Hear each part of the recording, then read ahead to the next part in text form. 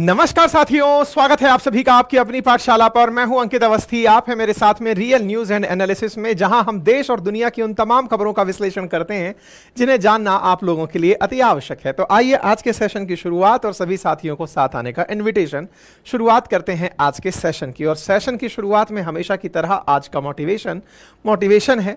Positive रहिए, लड़ते रहिए, सड़कों पर नहीं, अपने आप से, अपने लक्ष्य से साहसी बनिए, एम्बिशियस बनिए, यानी कि अपने लिए कुछ गोल सेट करके चलिए और फोकस्ड रहकर काम करिए और जितना हो सके मजबूती से अपने काम के लिए डटे रहिए। इसी की शुभकामना के साथ आज के सेशन की शुरुआत।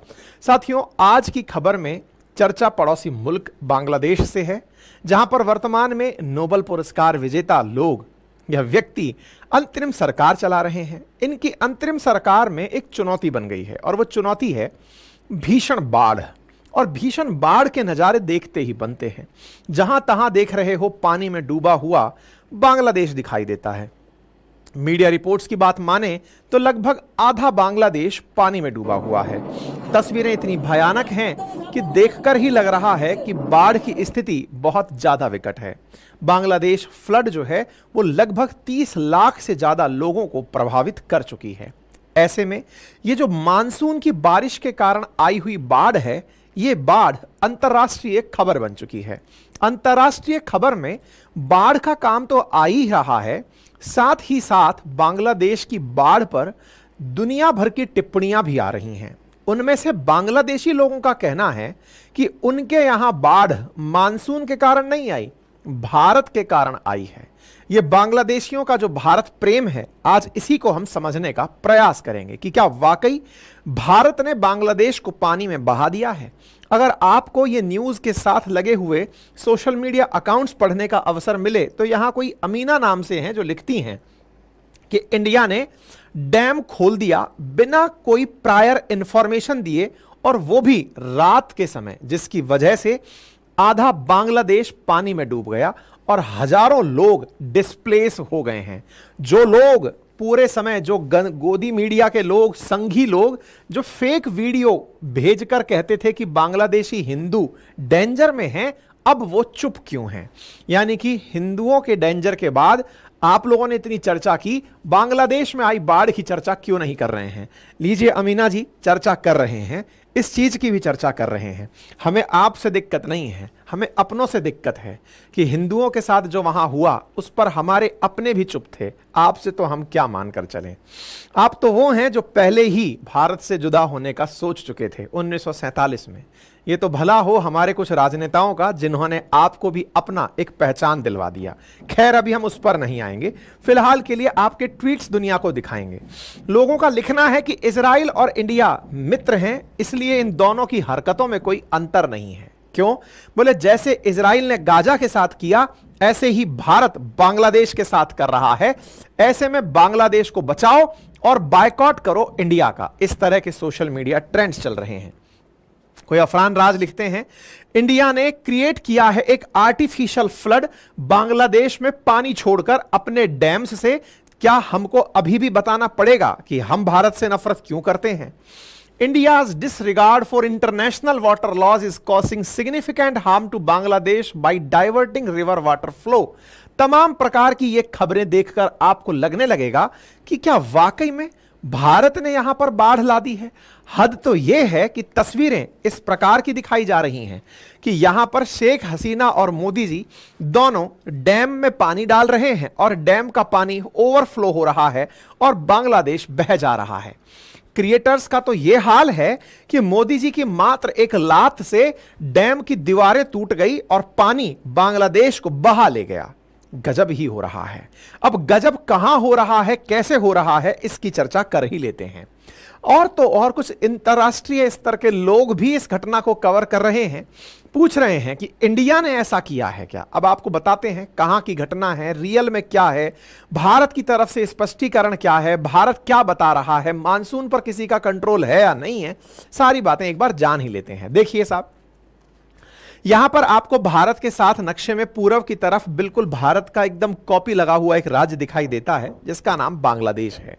कभी यह भी बंगाल का ही हिस्सा हुआ करता था, लेकिन 1905 में दुर्जन नाम के व्यक्ति, जिसको हम करजन कहते हैं, उसने बंगाल का विभाजन किया और पूर्वी बंगाल और पश्चिमी बंगाल बने। आज वो पूर्वी बंगाल पाकिस्तान के रास्ते होते हुए बांग्लादेश बन गया है। इसी बांग्लादेश में बाढ़ आई हुई है। असल में भारत की लगभग 50 से अधिक नदियां ऐसी हैं जो आज भी बांग्लादेश के साथ जल सीमा साझा करती हैं, या कहिए जल साझा करती हैं। क्यों? क्योंकि बांग्लादेश में ये जो बंगाल की खाड़ी है, इस बंगाल की खाड़ी तक गिरने वाला जो अधिकांश जल है, चाहे वो रिवर गंगा से होकर आता हो, ब्रह्मपुत्र से होकर आता हो, या फिर हिमालय से निकलने वाली तीस्ता हो, और भी पूर्वोत्तर की पहाड़ियों से निकलकर आने वाली नदियां हो, उन सबके लिए एक पर्टिकुलर प्रकार का डेल्टा बनता है बांग्लादेश में, और अधिकांश नदियों को सुंदरबन डेल्टा ही कंसीडर करके चलता है। ये वाला जो क्षेत्र है, ये भारत से बांग्लादेश में बह रही बहुत सी नदियों के लिए कॉमन है। फिर भी भारत और बांग्लादेश के बीच में नदी जल बंटवारे को लेकर काफी बातें रही हैं, चर्चाएं रही हैं, डिस्प्यूट्स भी रहे हैं। तीस्ता नदी उनमें से एक ताजा उदाहरण है। लेकिन आज की जो चर्चा है वो पूर्वोत्तर का एक राज्य त्रिपुरा है, और वो त्रिपुरा की चर्चा यूं है कि त्रिपुरा में एक गुमटी करके नदी है, और उस गुमटी नदी पर बना हुआ एक डैम है। उस डैम से पानी ओवरफ्लो हो गया, और वो ओवरफ्लो होकर के बांग्लादेश के दक्षिण पूर्व में बसे हुए बहुत से जिलों को पानी में बहा दिया। यहां पर एक बार मैप में त्रिपुरा को देख लेते हैं। बांग्लादेश के पूर्व में चलते हैं तो त्रिपुरा, और त्रिपुरा बिल्कुल बांग्लादेश के अंदर ही एंट्री किया हुआ राज्य दिखता है। भारत का पूर्वोत्तर का एक राज्य है, 7 सिस्टर स्टेट है। और जब आप त्रिपुरा को देखते हैं तो जिस जगह मैं फिलहाल लोकेशन मार्क कर रहा हूं, त्रिपुरा के भीतर घटना इस जगह की ही है। इसको थोड़ा और जूम करते हैं तो यहां पर आपको गोमती रिवर दिखाई देती है। इस गोमती रिवर को अगर आप और आगे चलते हैं तो यहीं पर गोमती रिवर पर बना हुआ एक डैम दिखाई देता है, और यह डैम तीर्थ मुख के नाम से जाना जाता है। अर्थात गोमती रिवर के पानी को रोककर यहां पर दैनपुर हैंगिंग ब्रिज बनाया हुआ है, डंबर हैंगिंग ब्रिज बनाया हुआ है। इधर की तरफ तीर्थ मुख से निकल करके जो गोमती चल रही है, इस गोमती के ऊपर ये डंबर करके हैंगिंग ब्रिज देख रहे हैं। ये जगह डंबर असल में डमरू से निकाला हुआ शब्द है। भगवान शिव के लिए आराध्य ये जगह है, तीर्थमुख। बहुत सारे लोग यहां पर घूमने जाते हैं। गोमती नदी पर बना हुआ ये वाला जो पानी रोक करके डैम बनाया हुआ है, इसी डैम से हाइडल पावर जनरेट की जाती है, यानी पानी गिरा करके बिजली पैदा की जाती है, और वो बिजली भारत और बांग्लादेश दोनों यूज करते हैं। इस बिजली को बांग्लादेश को भी त्रिपुरा के द्वारा दिया जाता है। इसका मतलब ये डैम तीर्थमुख के नजदीक बना हुआ जो गोमती नदी का डैम है, इसी डैम की मतलब नदी का पानी रोककर, जैसे अपने चंबल के नदी के पानी को बीच में रोककर डैम बनाया हुआ है, वैसे ही यह डैम बना हुआ है नदी के पानी के ऊपर। और इस डैम का नाम डंबर डैम है, डमरू से बना डंबर डैम है, जो कि तीर्थमुख पर बना है, जो एक पिलग्रिम साइट है त्रिपुरा के अंदर, और यह हाइडल पावर पैदा करने के लिए जाना जाता है। यह जो लेक है, यानी कि नदी को रोककर, गोमती नदी को रोककर जो बनी लेक है, यह लगभग 41 स्क्वायर किलोमीटर वाटर बॉडी को अपने साथ कवर करती है। और यह गोमती रिवर जहां से ओरिजिनेट होती है, वहीं से इस पानी को प्रॉपर होल्ड करके चला जाता है, और इससे प्रॉपर तरीके से विद्युत उत्पादन किया जाता है। कुल मिलाकर अगर हम कहें तो यह वाला जो क्षेत्र आपको अंदर एंट्री किया हुआ बांग्लादेश में दिख रहा है, समझकर चलिए कि इस जाले क्षेत्र में नदी का पानी रुका हुआ है। लगभग इस क्षेत्र में यूं समझकर चलिए इस तरह से नदी का पानी रुका हुआ है, जो कि डैम के रूप में काम कर रहा है। ठीक है, अब यह बात, जिन देशों के बीच में डैम का पानी साझा होता है, नदी का पानी साझा होता है, वो लोग आपस में अंतरराष्ट्रीय रूप से कम्युनिकेशन रखते हैं कि हां भाई इस डैम का पानी बढ़ रहा है, बढ़ रहा है। अगर पानी बढ़ गया तो यह पानी छलक कर आपके ऊपर भी आएगा। ठीक है, इसको थोड़ा और समझते हैं। देखिए, बांग्लादेश के अंदर बहुत सी नदियां हैं जो भारत से बह करके यहां पर जाती हैं। ये बहुत सी नदियों को आप देख रहे हैं, इंक्लूडिंग रिवर गंगा जो है वो भी यहां पर पद्मा नाम से जाती है और फिर यहां पर आकर के जाकर के ये फिर मतलब इस प्रकार से जाकर फिर बंगाल की खाड़ी के अंदर गिरती है, ठीक है ना। ऐसे ही जो ब्रह्मपुत्र है वो जमुना नाम से आकर के बांग्लादेश के अंदर एंट्री करती है। तो ये सारी नदियां बांग्लादेश के अंदर जो दिख रही हैं। ऐसे ही मेघना नाम से एक नदी है जो कि पूर्वोत्तर से चलते हुए बांग्लादेश के अंदर बहते हुए इस प्रकार से आती है। तो ये सब नदियां मतलब अल्टीमेटली गंगा नदी भी जो फरक्का डैम से एक तरफ हुगली नदी बनकर और दूसरी तरफ पद्मा बनकर जा रही है, वो सब जाकर के बंगाल की खाड़ी में गिरती हैं, ठीक है साहब। अच्छा, अब यह खबर निकलकर आती है कि ये जो बांग्लादेश वाले चिल्ला रहे हैं कि हम पर पानी भारत वालों ने डैम खोलकर बरसा दिया, इस पर भारत की तरफ से करेक्शन आया और कहा कि भाई ये तथ्यात्मक रूप से गलत खबर है कि हम लोगों ने आप लोगों को पानी में डुबो दिया है। इस पर खबर बनती है, हेडलाइन बनती है और भारत सरकार खुद निकलकर आती है और कहती है कि देखो ये बात गलत है कि भारत ने आप लोगों को पानी में डुबो दिया। कई न्यूज वाले इस बात की फैक्ट चेक भी करते हैं कि जहां बाढ़ आई है और जहां डैम है उनकी लोकेशन में बड़ा अंतर है, लेकिन उसके साथ साथ भारत सरकार का एक प्रॉपर स्पष्टीकरण आता है जो आपको पढ़ना चाहिए और सुनना चाहिए। स्पष्टीकरण में भारत की तरफ से मिनिस्ट्री ऑफ एक्सटर्नल अफेयर की तरफ से रणधीर जायसवाल साहब का स्पष्टीकरण जो था वो ये था कि देखिए इस क्षेत्र में लगातार बारिश हो रही है और बारिश के चलते यहां पर भाई ऑब्वियस सी बात है बारिश आएगी तो फिर बाढ़ भी बनेगी। ऐसे में यह बात कहना फैक्चुअली इनकरेक्ट है कि इस डेनबर डैम के अपस्ट्रीम को हमने खोल दिया बिना बताए। इसके पीछे तथ्यात्मक जानकारी यह निकलकर आई कि लगभग जो डेनबर डैम है वो 120 किलोमीटर अपस्ट्रीम बांग्लादेश के साथ रखता है। इसकी हाइट बहुत कम है और ऐसे में यहां से जो बिजली पैदा की जाती है वो त्रिपुरा के द्वारा 40 मेगावाट बिजली बांग्लादेश को भी दी जाती है। मतलब यह नहीं है कि हम डैम को खुद के लिए बनाकर रखे हुए हैं, इसका लाभ हम बांग्लादेश को भी देते हैं। डैम की हाइट कम है और यहां पानी ज्यादा बरस रहा है। ऐसी स्थिति में हमने इस डैम पर 3 जगह निगरानी केंद्र बनाए हुए हैं। उनमें से एक अमरपुर में है, एक सोनामुरा में है और दूसरा सोनामुरा 2 में है। यहां पर ऑब्जर्वेशन होता रहता है वाटर लेवल का कि पानी कितना चढ़ गया है, कब चिंता के विषय से ऊपर चला गया है, ये तक सारी व्यवस्थाएं यहां होती हैं। 21 अगस्त से लगातार तेज बारिश त्रिपुरा में हो रही है और जो बांग्लादेश की डिस्ट्रिक्ट्स में भी दिखाई दे रही है। इस हैवी रेनफॉल के कारण डैम में बहुत ज्यादा वाटर इनफ्लो हुआ, जिस पानी को अपने आप ऑटोमेटिकली रिलीज होना था। अब ये ऑटोमेटिकली रिलीज होना था, इसका लॉजिक समझो।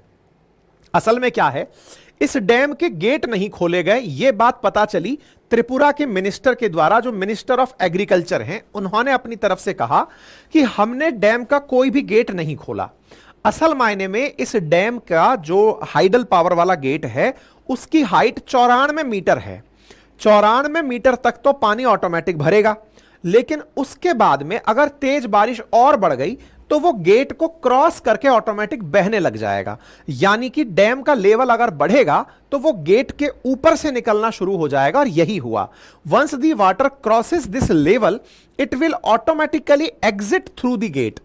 Again, when the water level of reservoir fall below 94 metre, the gate will automatically close। यानी कि इस गेट से ऊपर का जो पानी है लेवल बढ़ते ही निकलना शुरू हो जाता है, यानी गेट ऑटोमेटिकली खुल जाएंगे अगर 94 मीटर से ऊपर पानी चला गया, अदरवाइज डैम टूट सकता है। और यही डैम की विशेषताएं होती हैं, ज्यादा पानी बढ़ते ही डैम खोलने पड़ते हैं। उनकी एक निश्चित क्षमता होती है, उस क्षमता से ज्यादा अगर पानी है तो डैम की दीवारें टूटने का डर होता है। 94 मीटर की रेंज है और यह जानकारी बांग्लादेश वालों को भी पता है। जब वहां प्रॉपर सरकार हुआ करती थी तो उनके साथ ये सब बातें कम्युनिकेट हुआ करती थी, लेकिन जिन्हें वर्तमान में सरकार में लाया गया है उन लोगों को ये सारी सरकारी जानकारियां नहीं हैं। हालांकि इस बात को हम और आप बोल नहीं सकते, यानी भारत सरकार नहीं बोल सकती। ऐसे में भारत सरकार की तरफ से यही कहा गया कि देखो टेक्निकल पॉइंट तो ये है। अच्छा, यहां पर एक गड़बड़ जो हुई, जिसके बाद में ये डाउट ज्यादा बढ़ गया कि भारत वालों ने ही बहा दिया है, जिसके साथ कईयों को बहुत खुशी भी मिली कि बेटा अगर तुम ज्यादा 3-2-5 करोगे तो 8-10 अगर डैम खोल दिए हमने तो पूरी तरह बह जाओगे, क्योंकि अपनी तरफ के लोग भी कम थोड़ी हैं जो धमकाए चले हैं उनको कि यार तुम देखना औकात में रहो, फालतू की ज्यादा बकवास ना करो, अगर एक डैम खोला तो तुम आधे बह गए, सोचो अगर वाकई में इस डैम को खोल दिए होते तो क्या होगा। तमाम प्रकार की अपनी तरफ के लोग भी फुल फायर मोड में हैं। ऐसे में भारत की तरफ से जो जानकारी है वो यहां पर पढ़नी चाहिए, और वो क्या है, डेटा शो करता है कि बांग्लादेश के ये जो पानी था, राइजिंग वाटर था जो बांग्लादेश की तरफ जाता था, 3 बजे तक तो 21 तारीख तक रिपोर्ट किया गया था, दोपहर 3 बजे तक तो 21 तारीख को पता था कि पानी कितना चल रहा है। 6 बजे क्या हुआ कि फ्लड बढ़ने के कारण पावर का जो कट है ना, पावर आउटेज हो गया, यानी कि बिजली कट गई। बिजली कट गई, ऐसे में प्रॉब्लम यह हुई कि हम कम्युनिकेशन नहीं कर पाए। असल में सारा की सारा जो मामला फैला है ना, वो इस लाइन की वजह से फैला है, जिसकी वजह से डाउट यह लग रहा है कि एक बार इन लोगों को मजा चखाने के लिए कि लो बेटा पानी खोल ही देते हैं। यही कारण है कि यह अंतरराष्ट्रीय खबर बन गई। अंतरराष्ट्रीय खबर, वाशिंगटन पोस्ट इसको छाप रहा है। ऐसे में ये जो लाइन है, और उस लाइन में क्या लिखा है, 3 बजे तक तो हम कम्युनिकेशन में थे, 6 बजे पानी बढ़ने के कारण लाइट चली गई। लाइट चली गई तो हम फोन नहीं कर पाए, फिर भी हमने अपनी तरफ से कम्युनिकेशन देने का अर्जेंट ट्रांसमिशन डेटा से कंप्लीट प्रयास किया। जिन्हें जानकारी देनी थी उन्हें जानकारी दी गई कि भाई पानी बढ़ गया है, पानी कभी भी निकल सकता है। Flood of common river between India and Bangladesh are a shared problem inflicting suffering to people on both sides and required close mutual cooperation towards resolving them। Bharat और Bangladesh 54 common cross border rivers रखते हैं, 54। ये आपके लिए डेटा है सरकारी, इसे आप याद भी रख सकते हैं। 54 नदियां हैं जो भारत और बांग्लादेश के बीच में कॉमन है। आप और हमको 1-2 नदियां पता हैं। ऐसे में अगर 54 नदियां ऐसी स्थिति में हैं तो हमें एक दूसरे के वाटर रिसोर्सेज और वाटर प्रबंधन के लिए लगातार टेक्निकल डिस्कशन की जरूरत पड़ती है। असल मायने में अब दूसरे तरीके से समझो इस बात को, ये तो सरकारी बयान है। जो लोग इस बात को इस तरह से लेकर चल रहे हैं कि भारत ने ही खोला है, और अपनी तरफ बैठे हुए जो लोग हैं जो इस बात की खुशी मना रहे हैं कि देखो बेटा जो तुम इतने दिन से मतलब उधम मचाए पड़े थे ना कि इंडिया बायकॉट करो, इंडिया बायकॉट करो, इस लाइन में कहीं धमकी तो नहीं भेजी गई है कि नदी एक थी जिसका पानी छलका, हमने 3 मिनट बिजली गायब रखी, तुम्हारा आधा बांग्लादेश बह गया। 54 नदियां हैं ऐसी जिनका वाटर हम दोनों लोग मैनेज करते हैं, इसलिए जरूरत है कि दोनों म्यूचुअली मिलकर चलें। अब ये जो बात है ना, ये तो मैं आपको उस अंदाज में कंक्लूड करके सुना रहा हूं जिस अंदाज में उन्हें सुननी चाहिए जो भारत को जबरदस्ती भला बुरा कहने के लिए ट्रोल कर रहे हैं बांग्लादेश में बैठे हुए। उन्हें भी सही मायने में समझना चाहिए कि भारत और बांग्लादेश साथ मिलकर चलें तो भला है, अदरवाइज हिमालय और पूर्वोत्तर की पहाड़ियां भारतीय सीमा में हैं। ऐसी स्थिति में इन नदियों के पानी पर बड़ा कंट्रोल भारत का है। ऐसे में बांग्लादेशियों को बयानवीर होने से बेहतर है कि वो इस बात का महत्व समझे कि म्यूचुअल कॉपरेशन कितना जरूरी है। ठीक है, ये इसका दूसरा पक्ष है जो आप सुनना चाहते हैं। ठीक है साहब, ये बात क्लियर हुई। ऐसे में मंत्री जी का बयान आया कि देखो 54 मीटर से ऊपर निकल गया था तो हो गया। हालांकि इस बात पर प्रॉपर तरीके से बहुत बार हम लोगों की चर्चाएं भी हुई हैं। भारत के बयान के बाद में फिर कुछ लोगों के बयान बदले भी कि हां भारत ने कहा है, लेकिन यूनिसेफ बांग्लादेश ने इस बात को प्रॉपर तरीके से लिखते हुए कैटास्ट्रोफिक फ्लड बताते हुए कहा कि पर्टिकुलर नोआखाली, फैनी और खागराचारी जगह पर भीषण बाढ़ आई है और लगभग 30 लाख लोगों की जिंदगी प्रभावित हुई है। तो क्या शेख हसीना जी और मोदी जी ने मिलकर यह प्लान किया है? देखिए, प्रकृति किसी से पूछकर कोई भी कोहराम नहीं मचाती है। ऐसे तो पाकिस्तान में भी पिछले 2 साल पहले बाढ़ आई थी, लेकिन उसमें भी भारत का कोई हाथ नहीं था। लेकिन अब बात ठीक है, इन लोगों को लग रहा है वो इनकी समझ है। आगे क्या प्रोग्रेस हुई? इसी बीच में जिस समय ये सुर्खियां हेडलाइन बन रही थी, उसी बीच में भारत की तरफ से भारत के हाई कमीशन प्रणय वर्मा जाकर मिलते हैं इन्हीं हिज हाईनेस के साथ में, ये जो his excellency professor Mohammad Yunus हैं, इनसे जाकर मुलाकात करते हैं।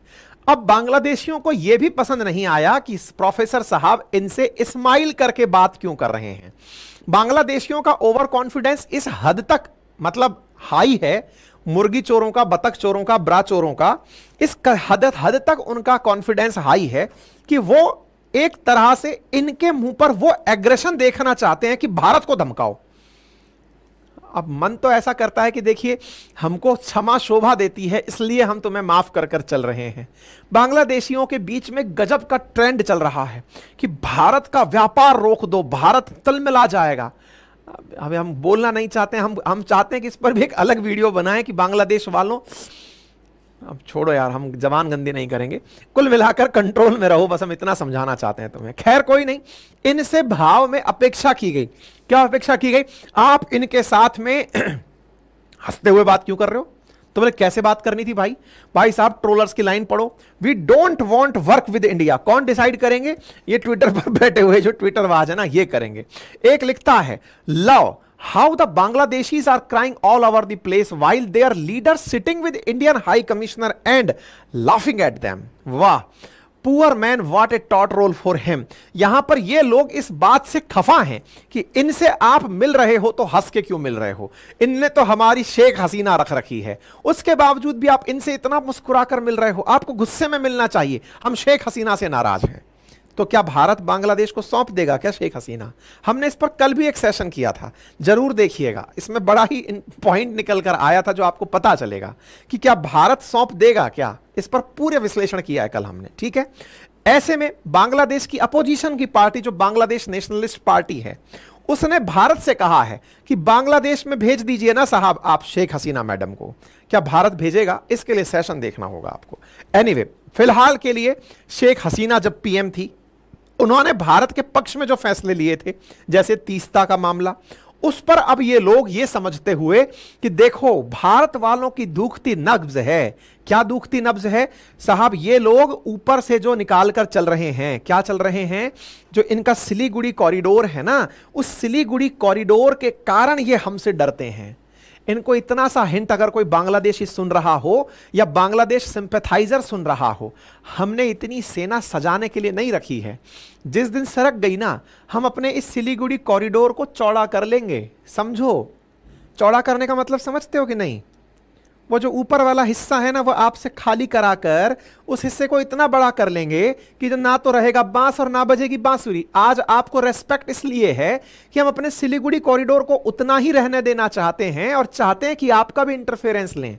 लेकिन मामला बिगड़ा तो कहीं ऐसा ना हो कि बीएसएफ को बॉर्डर सरका कर आपके जाके ढाका में ही लगाना पड़े कि लीजिए साहब अब यहीं तक रहने देते हैं, अमेरिका जब करेगा तब करता रहेगा, हम थोड़ा सिलीगुड़ी कॉरिडोर बड़ा कर दिए हैं, सीधा लाइन टू लाइन मिला दिए हैं, रहने दीजिए ना। क्योंकि भारत में इन दिनों बड़ी मांग उठी है कि मिला ही लीजिए बांग्लादेश को, वैसे भी कोई नेता बचा नहीं है, है ना। तो इसलिए खैर, फिर भी अब ये बुद्धिजीवी लोग हैं, ट्विटर पर दम है, इनको लगता है कि जो करेंगे साहब ये कर ले जाएंगे। ऐसे में ये तीस्ता मामले को अंतर्राष्ट्रीय स्तर पर ले जाना चाहते हैं। इनको लगता है कि मोंगला पोर्ट जब भारत को दिया गया था तो एहसान किया था, लेकिन ये समझने की आवश्यकता है ये एहसान नहीं था, ये उनके भी फायदे की चीज थी, क्योंकि भारत ने भी इनका ख्याल हर उस परिस्थिति में रखा है, चाहे इन्हें तेल भेजना हो या जरूरी खाद्य सामग्री भेजनी हो। ना जाने कितने ही बांग्लादेशियों को अपने यहां शरण देनी हो जो भूख प्यास से पीड़ित होकर ना जाने भारत के किस किस कोने में घुसे हुए हैं, उनको भी शरण देनी हो। बहुत सी चीजें म्यूचुअल हैं, ज्यादा बात फैलाओगे तो दूर तक जाएगी। फिलहाल के लिए इतना ही समझो कि यहां पर दोनों का अच्छा व्यवहार और रिश्ता रहा है, इसलिए ये सब चीजें रही हैं। हालांकि इस बीच में यहां के राजनेताओं के द्वारा शेख हसीना और उनके मंत्री परिषद के वो जो लोग थे जिन्हें डिप्लोमेटिक पासपोर्ट मिला हुआ था, क्या होता है ना, ये जो मंत्री टाइप के, प्रधानमंत्री टाइप के जो लोग होते हैं, इन्हें अंतरराष्ट्रीय स्तर पर एक अलग पासपोर्ट मिलता है जिसको डिप्लोमेटिक पासपोर्ट कहते हैं। पासपोर्ट समझो कि अंतरराष्ट्रीय पहचान पत्र मिलता है, जिसका फायदा ये होता है कि आप किसी देश में जब लैंड होते हैं तो आपको उन कॉमन लाइंस से गुजरना नहीं होता है, आपको सिक्योरिटी मिल जाती है, आपको रिसीव करने वाला कोई हो जाता है, आपको लाइन में नहीं खड़ा होना पड़ता है। उस तरह के कुछ फीचर्स होते हैं, आपको डिप्लोमेटिक की तरह से ट्रीट किया जाता है कि हाँ भाई इस देश, ये केवल व्यक्ति नहीं है, उस व्यक्ति ये देश का प्रतिनिधि है, तो उसको उस तरह का ट्रीटमेंट मिलता है, ठीक है। एनीवे, इनके उन पासपोर्ट्स को रद्द कर दिया गया। गया है, क्योंकि अब शेख हसीना प्रधानमंत्री नहीं है तो इनको डिप्लोमेटिक पासपोर्ट किस बात का। अब वो सब चीजें होना, कल को ये भी सुनने में आएगा कि इनके पूरे घरों पर कब्जा कर लिया गया है, इनकी सारी संपत्ति कुर्क कर दी गई है। जो जो कर सकते हैं, जो सो कॉल्ड बांग्लादेशी अपने यहां लोकतंत्र दिखा रहे हैं कि उन्होंने शेख हसीना की तानाशाही को हटा दिया है, अब वो लोग सही मायने में लोकतंत्र लेकर आ गए हैं, तो उन्हें भी इस चीज के लिए यह आवश्यक है कि ये काम करें। संभवतः यही लोकतंत्र दुनिया वाले चाहते होंगे जो बांग्लादेश में आया हुआ दिख रहा है। खैर, फिलहाल के लिए भारत बांग्लादेश के जो रिश्ते हैं वो सामान्य हो ही जाएंगे, इसी कल्पना के साथ अभी के लिए इस सेशन में इतना ही। आप में से जो भी साथी इसके साथ जुड़े हुए हैं अपनी राय कमेंट बॉक्स में जरूर रखें। चैनल पर नए हैं तो सब्सक्राइब कर लें, सेशन को ज्यादा से ज्यादा साथियों के साथ साझा करें। बाकी हमारा अपनी पाठशाला एप्लीकेशन है, उसे जाकर के आप ज्वाइन करें। हमारे कोर्सेज वहां उपलब्ध हैं, रिकॉर्डेड बैचेस उपलब्ध हैं, आप उन्हें जाकर एक्सेस कर सकते हैं। अपनी पाठशाला एप्लीकेशन के साथ साथ हमारी वेबसाइट पर बेहतरीन टेस्ट सीरीज पूरे 1 साल की वैलिडिटी के साथ बहुत ही नॉमिनल कीमतों पर है। बहुत ही बेहतरीन हैंड रिटन नोट्स आपके घर पर डिलीवर होने के लिए उपलब्ध हैं, आप उन्हें एक्सेस कर सकते हैं। कोई भी क्वेरी और कमेंट है तो बताइए।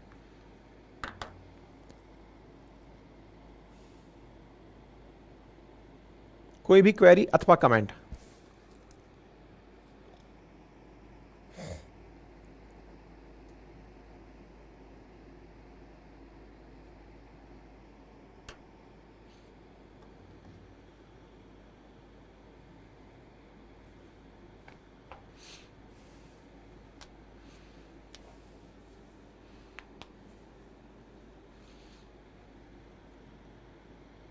ठीक है, चलें आगे बढ़े। आइए,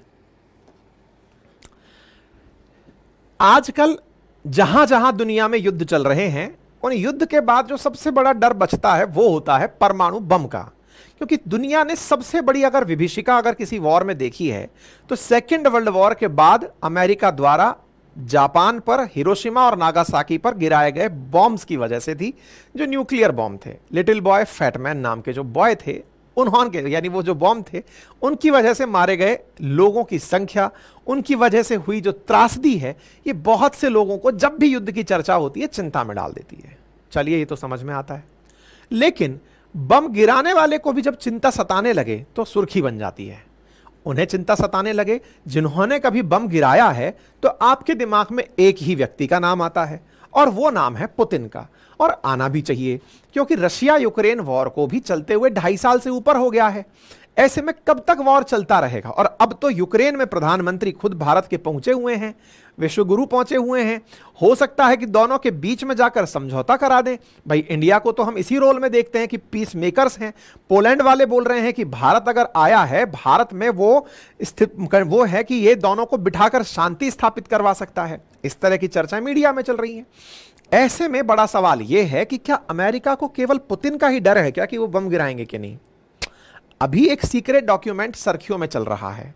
न्यूयॉर्क टाइम्स ने एक खबर छापी है और उसमें अमेरिका का वो डर उजागर हुआ है जिसमें वो पुतिन से तो डरे हुए हैं ही, उन्हें अब ये डर लगने लग गया है कि केवल पुतिन ही नहीं, नॉर्थ कोरिया, चाइना, ये तीनों मिलकर बम गिराएंगे मेरे ऊपर। और इसके लिए अमेरिका सीक्रेटली तैयारी कर रहा है। कि देखो, अब तक तो पुतिन का डर था, क्योंकि पुतिन यूएसएसआर के प्रतिनिधि बनकर बैठे हुए हैं। रशिया ही सेकंड टॉप मोस्ट वो पावरफुल कंट्री है जो अमेरिका के लिए हमेशा थ्रेट रही है। ऐसे में अब इनका डर वाइड हो चुका है। ऐसी खबर निकल कर आ रही हैं कि अमेरिका के अंदर एक सीक्रेट डॉक्यूमेंट रिवील हुआ है जिसमें यह पता चला है कि अमेरिका इन तीनों देशों से कंबाइंड रूप से निपटने की तैयारी कर रहा है, यह मानते हुए कि अगर इनने हमला किया तो हम क्या करेंगे। ऐसा मैं क्यों कह रहा हूं? ऐसी स्थितियां बनी जब यूक्रेन और रशिया शुरू हुआ। उसके बाद रशिया यूक्रेन वॉर जब शुरू हुआ, उस दौरान रशिया वालों ने अमेरिकी सैंक्शंस के विरोध में एक ट्रीटी थी इन लोगों के बीच में, जिसे स्टार्ट ट्रीटी कहा करते थे, उससे किनारा कर लिया और कहा कि सुनिए सर, आप अब हमारे देश में आकर यह नहीं देख पाएंगे कि हमारे न्यूक्लियर वेपन कहां हैं। असल में इन दोनों देशों ने एक दूसरे को इज्जत बख्शते हुए 1991 में एक ट्रीटी कर ली थी कि देखो, दुनिया में टेंशन ना रहे, इसलिए आप हमारे बम देख लो, हम आपके देख लेंगे। आप हमारी साइट विजिट कर लो, हम आपकी विजिट कर लेंगे।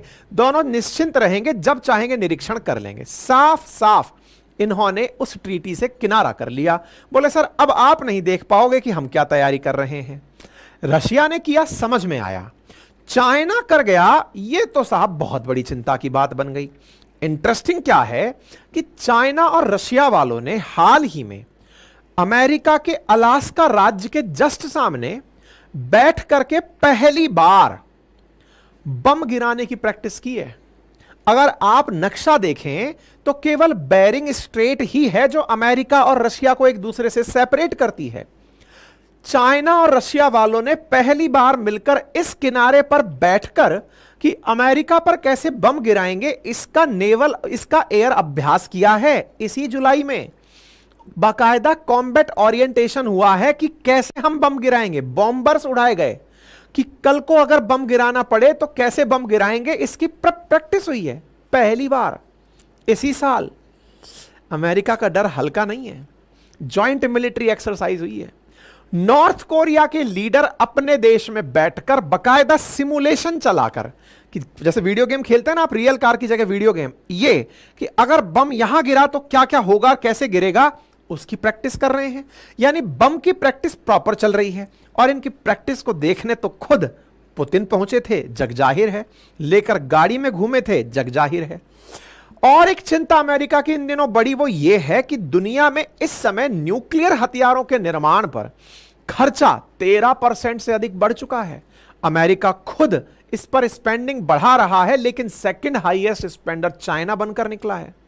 इसी के चलते बाइडेन का एक secret nuclear strategy Joe Biden ने अप्रूव किया हुआ था चाइनीज थ्रेट को ध्यान में रखते हुए, वो लीक हो गया है। न्यूयॉर्क टाइम्स में छपी खबर के अनुसार बाइडेन ने प्रॉपर तरीके से एक प्लान बनाया है और वो फरवरी में ही अप्रूव कर चुका था कि देखो चाइना असली थ्रेट है हम लोगों की। इस पर चाइना वाले हालांकि भड़क गए। चाइना वालों ने उल्टा अमेरिका से कहा कि सुनो, आप लोग हमारे को आधार बनाकर खुद अपने न्यूक्लियर वेपन ज्यादा बनाने का कारण मत खोजो। हमें आप आधार बनाकर कि चाइना बना रहा है, हमें रेफरेंस दिखाकर खुद न्यूक्लियर वेपन्स की दौड़ में आगे बढ़ना चाहते हो, यह आपका केवल वॉल्फ क्राई है। आप इसको करते रहिए। हमारी धमकी को आप अगर मानकर यह काम कर रहे हैं तो यह आपका डर है। डर असल में हम तीनों से मिलकर होना चाहिए। और वो तीन कौन है? चीन, रूस और उत्तर कोरिया। इसी को ध्यान में रखते हुए अमेरिका ने न्यूक्लियर एम्प्लॉयमेंट गाइडेंस जारी की है कि अगर हमारे ऊपर हमला हुआ तो हम क्या करेंगे। और पता चलता है कि इसी साल 20 अगस्त 2024 को ही अमेरिका के द्वारा इसे अप्रूव भी कर दिया गया, क्योंकि अमेरिका मानता है कि उसे चाइना से बहुत बड़ा थ्रेट है। और इसके पीछे का तथ्य क्या है कि चाइना ने अपने 2030 तक न्यूक्लियर वेपन्स की संख्या को बढ़ाकर 1000 करने का लक्ष्य रखा है। मैं आपको जानकारी दूं कि वर्तमान में दुनिया में अगर न्यूक्लियर वेपन्स की संख्या की बात की जाए तो रशिया दुनिया में सबसे अधिक न्यूक्लियर हथियार रखता है, लगभग 5500। उसके बाद नंबर 2 पर अमेरिका आता है 5000 के साथ। उसके बाद नंबर तीसरे पर चाइना आता है 500 के साथ, और जो अपनी संख्या को 2030 तक बढ़ाकर 1000 करने वाला है। इन नंबर्स को अगर ध्यान से देखें तो इनमें 500 के बाद में फिर फ्रांस, फिर यूके, उसके बाद भारत, फिर पाकिस्तान, फिर इजराइल और नॉर्थ कोरिया का नंबर आता है जिनके पास न्यूक्लियर वेपन है। अमेरिका की बात अगर माने तो अमेरिका को चीन से खौफ होने का सबसे बड़ा कारण यह है कि चीन अपने न्यूक्लियर वेपन्स को बहुत तेजी से बढ़ा रहा है। 2030 तक वो अपने हथियारों में न्यूक्लियर वेपन्स की संख्या को बढ़ाकर 1000 कर लेगा, ऐसी रिपोर्ट्स मार्केट में तैर रही हैं। वर्तमान में भी चाइना के पास भारत से लगभग 3 गुना ज्यादा न्यूक्लियर बम हैं, और यही उसकी सबसे बड़ी चिंता है कि अगर बीजिंग कल को इस तरह के न्यूक्लियर वेपन बढ़ाता ले गया तो आने वाले समय में वो क्या करेगा। जहां तक बात दुनिया में नॉन प्रोलिफरेशन एग्रीमेंट की है, ट्रीटी की है, तो चाइना न्यूक्लियर अप्रसार संधि पर हस्ताक्षर करता है। टेक्निकली उसे न्यूक्लियर वेपन नहीं बढ़ाने चाहिए, लेकिन फिर भी वो संधि तोड़ करके अगर वेपन बढ़ा रहा है तो वो अमेरिका की बड़ी चिंता बनता है। अब इस चिंता के पीछे कोई आधार है क्या? बिल्कुल है। आधार क्या है? असल मायने में चाइना ने हाल ही में जो रशिया के साथ ड्रिल की, यह तो तात्कालिक कारण दिख रहा है अमेरिकियों के डरने का। एक इसके पीछे का आधार और भी है, और वो पीछे का आधार क्या है? जब अमेरिका ने ताइवान के साथ हाथ मिलाना शुरू किया, तब अमेरिका के ताइवान के साथ हाथ मिलाने पर चाइना वालों ने इस साल अपनी तरफ से अनाउंस कर दिया कि अब वो अमेरिका को अपने न्यूक्लियर वेपन्स की जानकारी नहीं देगा। मतलब यूं समझिए कि आज से पहले तक क्या होता था, यानी कि जुलाई 2024 से पहले तक क्या होता था, रशिया जैसे स्टार्ट ट्रीटी के माध्यम से अमेरिका को इनपुट देता था कि सर मेरे न्यूक्लियर वेपन यहां रखे हैं, आप चाहो जब देख जाना। चाइना वाले भी अपनी जानकारी अमेरिका के साथ साझा करते थे। लेकिन इस साल चाइना वालों ने भी अमेरिका से किनारा कर लिया कि सर जानकारी नहीं देंगे आपको। और दूसरी तरफ बम कैसे डाले जाएं इसकी प्रैक्टिस करने के लिए रशिया के साथ पहली बार चला गया। इनसे तो देखो अमेरिका का डरना लाजमी है। हालांकि चाइना अमेरिका को अमेरिका की ही भाषा में उल्टा चोर कोतवाल को डांटे स्टाइल में धमका रहा है और कह रहा है कि देखो तुमने ताइवान को वेपन दिए, तुम हमें आधार बनाकर हमसे 10 गुना ज्यादा वेपन रखते हो, फिर भी हमको अपने लिए सबसे बड़ी थ्रेट बताते हो। बोले ये आपकी केवल और केवल खुद की बनाई हुई एक ऐसी स्ट्रेटजी है जिससे दुनिया का डर दिखाकर कि मुझे उसका डर है। जिसके पास सबसे अधिक हथियार हैं वो अपने हथियार बनाए जाना रखना इसलिए जारी रखता है क्योंकि उसे असल मायने में कोई बराबर का दुश्मन नहीं मिल रहा है। देखना होगा कि अमेरिकी ये डर दुनिया में अमेरिका के वर्चस्व को कितना ज्यादा चैलेंज करता है। अमेरिका क्या वाकई में एक दिन इस हालत तक पहुंचेगा कि उसे इतने सारे देश मिलकर एक साथ टारगेट करेंगे? क्योंकि वर्तमान में जो हालात बन रहे हैं यह तो दुनिया में तय है कि एक दिन दुनिया में महाविध्वंस होगा। और वो महाविध्वंस कब होगा वो किसी सन की राजनेता पर निर्भर करेगा। सन की राजनेताओं में अगर ट्रंप की वापसी अमेरिका में होती है तो बहुत हद तक यह माना जाएगा कि दुनिया उस बम के बिल्कुल बुरादे पर ही जाकर बैठ गई है। ऐसा मैं क्यों कह रहा हूं? क्योंकि दुनिया में जो स्थितियां वर्तमान में बन रही हैं, सत्ताएं उन देशों के पास जो पावरफुल हैं उनके पास रिटेन रह रही हैं, उनके वेपन्स लगातार बढ़ रहे हैं। यूनाइटेड नेशंस जिसका इस्तेमाल परमाणु निशस्त्रीकरण के लिए होना था, वेपन्स ना बनाए दुनिया, हथियारों की होड़ करे दुनिया, होड़ ना करे दुनिया, युद्ध आपस में ना करे, उन सब चीजों के बावजूद भी सब युद्ध होते चले जा रहे हैं, परमाणु हथियार बढ़ते जा रहे हैं। किसी ना किसी दिन किसी की तो सरकेगी, और जिस दिन सरकेगी उस दिन सब स्वाहा हो जाएगा। क्योंकि ये परमाणु हथियार अपनी आवश्यकताओं से कई गुना अधिक बनाए जा चुके हैं। जब 1-2 परमाणु बम गिराकर जापान आधे से ज्यादा को तहस नहस किया जा सकता है, तो 5000 बम बनाकर रखने की अमेरिका की आवश्यकता क्या है? मतलब एक बम गिराया उसके ऊपर दूसरा गिराया। रशिया को आवश्यकता क्या है इतने बम बनाने की कि जिसकी वजह से अगर कोई देश खुद ही खुद के बमों के साथ फूट गया तो हालात क्या होंगे, विचार करके देखिए। तो दुनिया अपने आप को ऑलरेडी बम के मुहाने पर लेकर बैठी है, बारूद के ढेर पर बैठी है। अब यहां पर कौन तीली जलाएगा, तैयारी इसकी है। युद्ध जो हो रहे हैं उनको देखकर यह तो तय है कि यह किसी ना किसी दिन उस स्थिति तक तो पहुंचेंगे जब हर देश एक दूसरे के लिए बड़ी मुसीबत बन जाएगा। बाकी आप इस विषय पर क्या सोचते हैं, अपनी राय जरूर रखें। अमेरिका का डर सबके सामने है, लेकिन अमेरिका वाले दुनिया के सामने खुद का डर ना दिखाकर अपने आप को वर्चस्व के साथ बढ़ता हुआ दिखाना चाहते हैं। हमारे कोर्सेज की जानकारी आपके लिए उपलब्ध है हमारे एप्लीकेशंस पर, वेबसाइट पर रेगुलर विजिट करते रहें और साथ ही साथ कंटेंट एक्सेसिबल हो तो उसे यूज कर लें। कोई भी क्वेरी और कमेंट हो तो जरूर बताएं।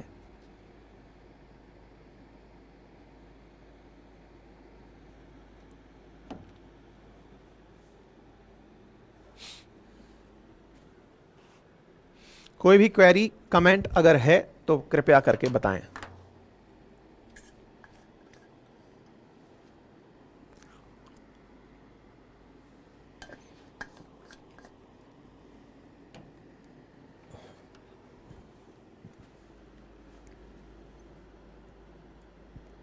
साथियों, दुनिया में जब परिवहन की बात आती है, एक जगह से दूसरी जगह जाने की जब बात आती है, तो साधारणतया रास्तों के रूप में सबसे तेजी से पहुंचाने का तरीका हवाई जहाज लगता है। लेकिन सबसे किफायती तरीके से पहुंचाने का अगर कोई तरीका है तो वो समुद्री परिवहन है या जल परिवहन है। तो ऐसे में जल परिवहन के मार्ग ही इस पूरी दुनिया की ग्रोथ के बड़े आधार हैं। और ऐसे आधारों में कुछ ऐसे स्थान हैं जिन्होंने दुनिया के लिए अपनी उपयोगिता बहुत हद तक सिद्ध की है। उन्हीं में से एक का आज हम जिक्र कर रहे हैं, नाम है पनामा कैनाल। साथियों, उत्तरी अमेरिका और दक्षिणी अमेरिका, इन दोनों को जोड़ने वाले एक भूखंड, उसका नाम है सेंट्रल अमेरिकन इस्थमस। उसमें एक देश है, उसका नाम है पनामा। उस पनामा नामक देश के बीच में से रास्ता बनाकर इंसानों ने दो महासागरों को आपस में जोड़ दिया। एक महासागर पैसिफिक ओशियन था और दूसरा महासागर अटलांटिक ओशियन था। शुरुआत में यह नहीं हुआ करता था। शुरुआत में उत्तरी अमेरिका दक्षिणी अमेरिका से इस इस्थमस के माध्यम से, सेंट्रल अमेरिकी देशों के माध्यम से कनेक्टेड हुआ करते थे। लेकिन अमेरिका के ही लोगों को सैन फ्रांसिस्को से न्यूयॉर्क जाने के लिए जब जल परिवहन का उपयोग करना पड़ता था तो उन्हें 13,000 नॉटिकल माइल सफर करना पड़ता था। लेकिन आवश्यकता आविष्कार की जननी होती है। जमीनों का सर्वे हुआ तो समुद्री व्यापार में एक शॉर्टकट निकला। शॉर्टकट यह था कि अगर हमें बीच में से ही रास्ता तोड़कर इन दोनों महासागरों को जोड़ने का मौका मिल जाए तो हमारा मार्ग आधे से भी कम रह जाएगा। इसी कवायद के तहत पनामा कैनाल का निर्माण हुआ। पनामा कैनाल जिसकी वजह से यह रास्ता 5200 नॉटिकल माइल का रह गया है। अब आपके दिमाग में जब मैं ये लाइन बोलता हूं कि पनामा कैनाल की वजह से रास्ता 5200 नॉटिकल माइल का रह गया है, तो आपके दिमाग में कुछ और प्रश्न भी आएंगे कि क्या केवल और केवल इससे अमेरिका को ही फायदा हुआ, नंबर एक। और दूसरा बुनियादी सवाल, अरे दो सागर जोड़ने ही तो थे। अगर आज मुझसे कोई कहे उधर पानी भरा है, इधर पानी भरा है, बीच में दीवार है, तोड़ दो, इसमें इसकी क्या चर्चा है? जी नहीं। आश्चर्य तो यह है कि ये दोनों समुद्र अपने जल स्तर में बड़ा अंतर रखते हैं। पैसिफिक ओशियन अटलांटिक ओशियन से जल स्तर ऊंचा रखता है। विचार कीजिए कि अगर पैसिफिक ओशियन और अटलांटिक ओशियन के बीच के इस रास्ते को सीधा फोड़कर जोड़ दिया गया होता तो विचार कीजिए, पैसिफिक ओशियन का पानी अटलांटिक ओशियन में बाढ़ की तरह बहने लगता, ये पूरा की पूरा इस्थमस तैरने लग जाता, गायब हो जाता, देश दुनिया के गायब हो जाते। विचार कीजिए। अर्थात दोनों के जल स्तर में अंतर है। इसको ध्यान में रखते हुए यहां से दोनों को जोड़ना यह कोई आसान काम नहीं था, बड़ी इंजीनियरिंग लगी थी। इस इंजीनियरिंग के पीछे का बड़ा कारण था क्योंकि दुनिया केवल अमेरिका को ही जुड़ते हुए नहीं देखना चाहती थी। विचार कीजिए कि अगर किसी को यूरोप से निकलकर चाइना जाना है तो यूरोप से चाइना जाने का जो रास्ता है वो या तो भूमध्य सागर और स्वेज कैनाल होकर होगा या फिर अटलांटिक ओशियन से होकर के पनामा कैनाल के थ्रू होगा। और यह सत्य भी है, चाइना के द्वारा इस कैनाल का अमेरिका के बाद दूसरा सबसे ज्यादा उपयोग किया जाता है। अमेरिका जहां इससे सीधा लाभान्वित है, चाइना भी इसका उपयोग व्यापार के लिए करता है। अर्थात पैसिफिक और अटलांटिक को जोड़ने में यह उसी प्रकार की भूमिका निभाती है जैसे भूमध्य सागर को इंडियन ओशियन से जोड़ने में स्वेज कैनाल भूमिका निभाती है। स्वेज कैनाल का उपयोग तो इसलिए ज्यादा हो जाता है क्योंकि यहां पर बहुत से देश तेल बेचते हैं और वो एक तरफा मामला है। तेल यहां से निकलकर दूसरे देशों में जाएगा, लेकिन यहां पर तेल ही नहीं, बहुत सी व्यापारिक वस्तुएं भी एक जगह से दूसरी जगह इस कैनाल के माध्यम से भेजी जाती हैं।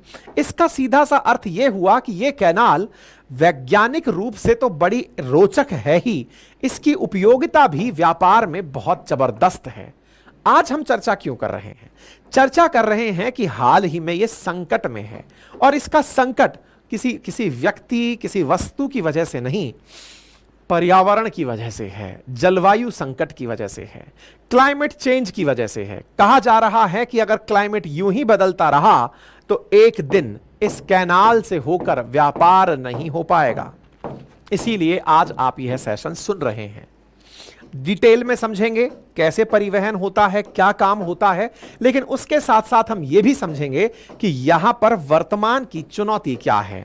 मेरे प्यारे साथियों, जरा ध्यान से देखें तो आपको यहां पर पनामा इस्थमस दिखाई देता है, जो कि नॉर्थ अमेरिका को साउथ अमेरिका से भूमि के माध्यम से जोड़ता है, पैसिफिक ओशन को अटलांटिक ओशन से जोड़ता है, और इसी मार्ग को तोड़ करके पनामा कैनाल बनाई गई है। पनामा कैनाल बनाने में अगर आप ज्योग्राफिकली इसे देखें तो एक लेक का बहुत बड़ा योगदान है, जिसका नाम है गैटून लेक। साथियों, ये जो गैटून लेक है ये मानव निर्मित मीठे पानी की झील है। इंटरेस्टिंग ये है कि समुद्र का पानी खारा है, इधर भी समुद्र का पानी खारा है, बीच में मीठे पानी के अंदर जहाज को आना है। अर्थात मीठे पानी से खारे पानी की जो यात्रा है यही सबसे बड़ा चैलेंज है। अगर मीठा और खारा पानी आपस में कैनाल के थ्रू जोड़ दिया जाए तो ये तो मीठा पानी पैसिफिक ओशियन के खारे पानी से पूरी तरह लवणीय हो जाएगा। लेकिन विचार कीजिए कि अगर इतने सॉल्ट्स इसमें घुस गए तो ये मीठे पानी की झील तो खारी हो जाएगी। क्या फर्क पड़ता है? फर्क यहां से बहुत से लोग जो पनामा में रहते हैं, पनामा की जीडीपी का 80% इस कैनाल की वजह से प्राप्त हुए टोल से चलता है। इंटरेस्टिंग है कि पनामा कैनाल का निर्माण पनामा ने नहीं किया, लेकिन राज पनामा करता है, बिल्कुल वैसे ही जैसे मिस्र राज करता है स्वेज कैनाल पर। पनामा कैनाल जो है, इसका मीठा पानी पनामा के रहने वाले लोगों का लाइफलाइन है। इस पानी में जैसा समुद्री पानी मिला दिया जाए तो लोग मर जाएं। अब दिक्कत यह है कि इस मीठे पानी का उपयोग जहाज के संचालन में हो रहा है। जहाज के संचालन में इस खारे पानी का मिलना तय है। ऐसे में जहाज के पानी के बराबर इसका झील का पानी लाना और झील के पानी से अटलांटिक ओशन का पानी लाना यह बड़ा चुनौती है।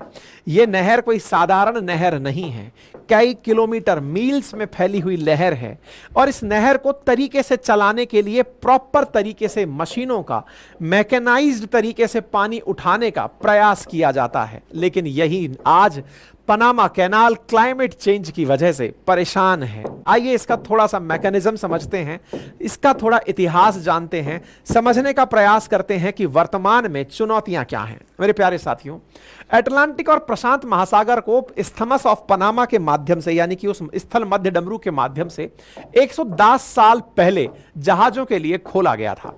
पनामा कैनाल पर जो वर्तमान में आया हुआ संकट है यह जलवायु परिवर्तन की वजह से है, और यह जलवायु परिवर्तन का असली कारण यह है कि वो जो झील है, जिस झील के पानी का उपयोग किया जाता है, उसका जल स्तर नीचे गिर रहा है। पनामा कैनाल का उस झील के साथ क्या रिलेशन है, उसे समझने से पूर्व थोड़ा सा इसका इतिहास जान लेते हैं। इतिहास के साथ साथ यह भी जान लेते हैं कि जब भी कोई जहाज यहां से निकलता है तो इस झील से 52 मिलियन गैलन पानी का हर बार यूज कर लिया जाता है, क्योंकि पानी से ही लिफ्टिंग होती है। मैं एक बार लिफ्टिंग आपको समझा देता हूं ताकि आप इस बात को समझ पाएं। अटलांटिक ओशन से अगर कोई जहाज चला, अब मुझे उसे गैटून लेक तक लेके जाना है। ध्यान से समझना, ये बड़ा इंटरेस्टिंग है, फिर से मैं बताता हूं, पहले ध्यान से समझिए। अटलांटिक ओशन का पानी नीचे है, पैसिफिक ओशन का पानी ऊपर है।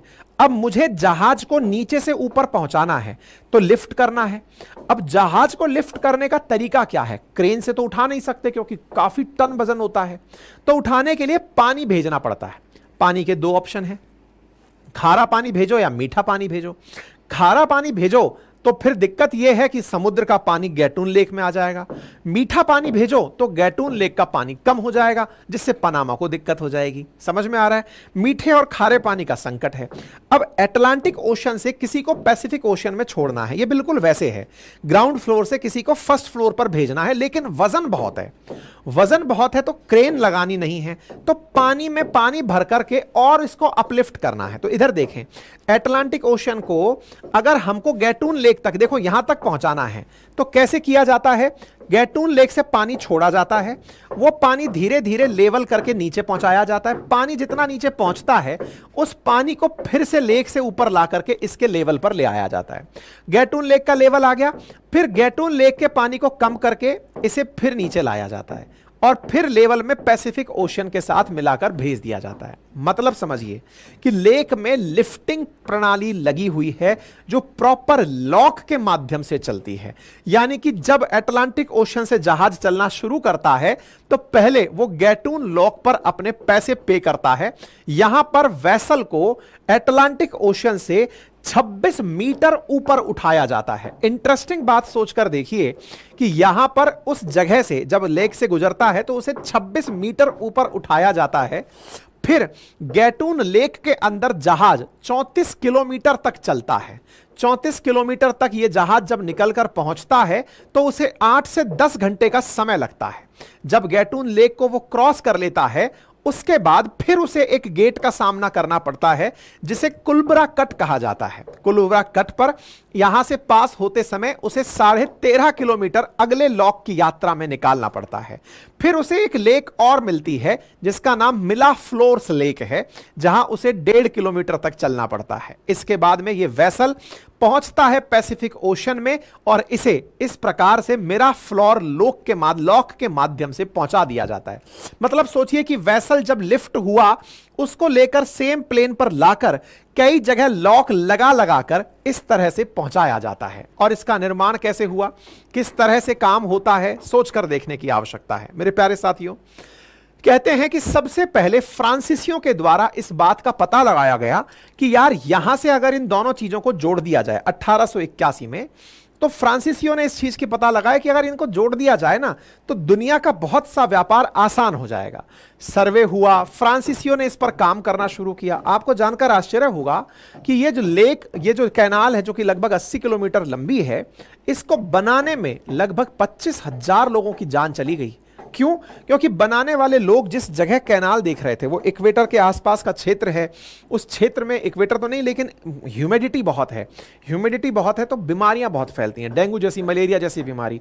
तो जो लोग यहां पर काम करने आए थे वो बीमारियों से मरने लगे और 25,000 से ज्यादा लोग केवल 80 किलोमीटर लंबी कैनाल बनाने में मरे।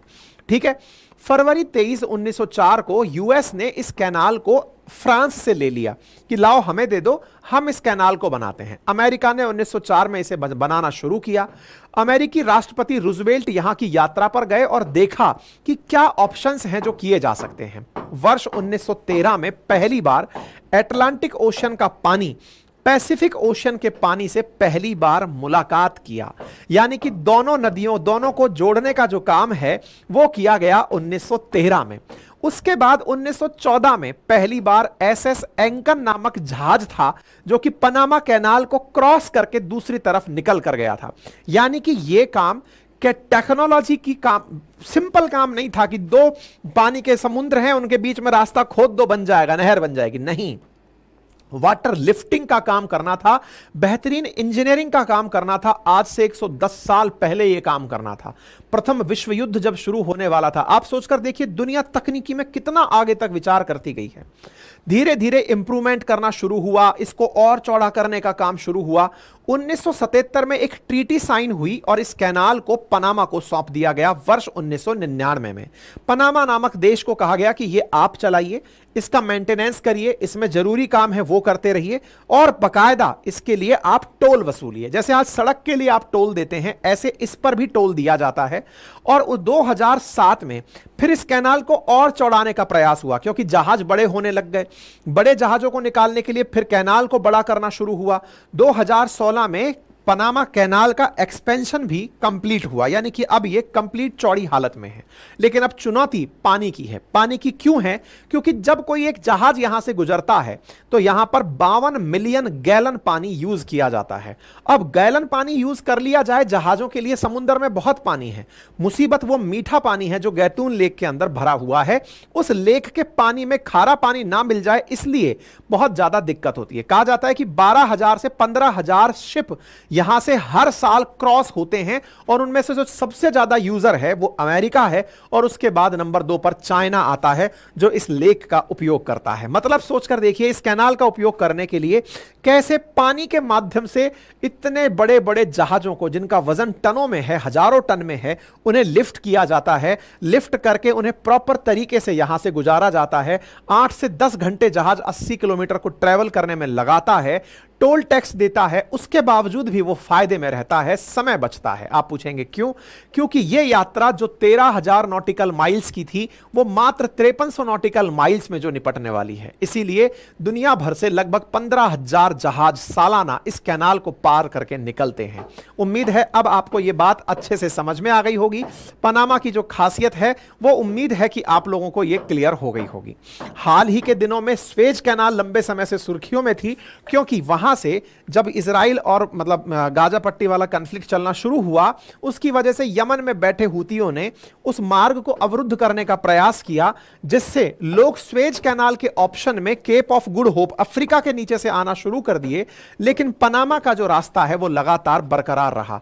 पनामा की लिफ्ट प्रणाली जो है वो अपने आप में दुनिया के लिए एक वैज्ञानिक इंजीनियरिंग का बहुत बड़ा, एक प्रकार से वो मानिए कि मिरेकल के रूप में माना जाता है कि दुनिया ने इसकी वजह से बहुत बड़ा काम किया। पनामा कैनाल जो है वो लगभग 270 बिलियन डॉलर के जो कार्गोज हैं उन्हें सालाना यहां से गुजारता है, और ऐसे में 5% दुनिया का ग्लोबल ट्रेड यहां से कंप्लीट होता है। 50 माइल आर्टिफिशियल वाटरवेज यहां से प्रॉपर तरीके से गुजरता है। ये काफी सारी जानकारियां हैं जो मैंने आप लोगों को यहां पर बता दी हैं, ठीक है ना? तो ये क्लियर जानकारी दे दी, ये सब आ गई। अब बात करते हैं जलवायु परिवर्तन का, इस पर क्या खतरा आ रहा है। जलवायु परिवर्तन की वजह से ये जो गाटून झील है ना, इसके अंदर ताजे पानी की कमी हो रही है।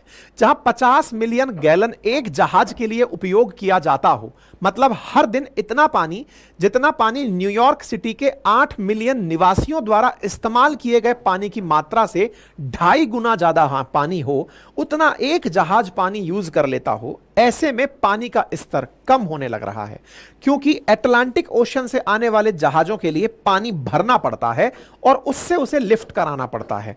अटलांटिक ओशन के पानी को यूज नहीं किया जाता, और पानी भी थोड़ा बहुत नहीं, 50 मिलियन गैलन पानी। 50 मिलियन गैलन पानी का अर्थ हुआ कि न्यूयॉर्क सिटी, सोचकर देखिए कि एक दिन में New York city 8 million, New York city की जो पॉपुलेशन है 8 मिलियन, वो जितना पानी यूज करती है, उस पानी का भी 2.5 गुना पानी केवल एक जहाज यूज कर ले रहा है। ऐसे में पानी एक बहुत बड़ी चुनौती बना हुआ है, और चूंकि यहां बारिश का अभाव रहा पर्यावरण परिवर्तन के चलते, तो इस झील के अंदर पानी घटने लगा। इसके चलते हुए यह हुआ कि 20 साल के अंदर यहां बारिश की कमी देखी गई, और यह तीसरी बार है 26 सालों में जहां यहां पानी की कमी देखी गई। अब सवाल यह बनता है कि सर इसका कोई और सा रास्ता भी तो हो सकता है। क्या हो सकता है? कि समुद्र का पानी ही ले आओ साहब अल्टीमेटली, तो साहब यहां के लोगों को मारें क्या? यहां के लोग विरोध करने लग जाते हैं, वो कहेंगे कि हम पिएंगे क्या, फिर पानी नहीं है हमारे पास पीने के लिए। फिर एक दूसरा ऑप्शन बनता है कि यहां पर किसी और नदी का पानी डाला जाए। इसके लिए सुप्रीम कोर्ट में इनके कानून में पहले से रोक लगा रखी थी कि उस नदी का पानी इस झील में नहीं डालेंगे, लेकिन फिलहाल कहा जा रहा है कि सुप्रीम कोर्ट ने उस चीज के लिए भी परमिशन दे दी है, और कहा है कि दूसरी जो एक नदी है इनके यहां पर, उस नदी के पानी को इस नदी के अंदर, इस झील के अंदर गाटून लेक में डालना शुरू करिए, सो दैट इस झील के स्तर को बरकरार रखा जा सके, ताकि पनामा की इकोनॉमी में 80% योगदान देने वाला ये पनामा कैनाल बरकरार तरीके से चलता रहे, दुनिया का व्यापार बिना किसी अवरुद्ध के चलता रहे। उम्मीद है आपको जानकारी पसंद आई होगी। अगर पसंद आई हो तो साथियों के साथ इसे जरूर साझा करें। चैनल पर नए हैं तो सब्सक्राइब करें, और हमारे कोर्सेज जो अपनी पाठशाला पर उपलब्ध हैं उन्हें जरूर एक्सेस करें। अपनी पाठशाला के साथ में हमारी वेबसाइट पर भी हमारी टेस्ट सीरीज उपलब्ध है, उन्हें आप देख सकते हैं। हैंड रिटन मटेरियल उपलब्ध है जिन्हें आप घर बैठे 7 दिन के अंदर मंगा सकते हैं। कोई भी क्वेरी और कमेंट हो तो प्लीज बताएं।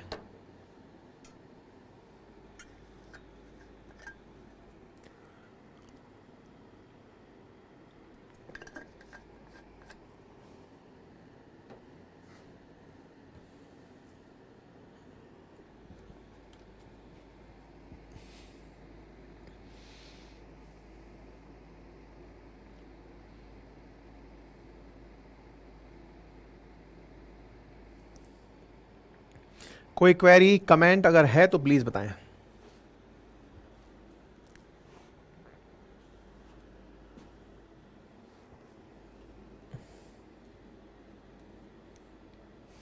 बढ़े आगे।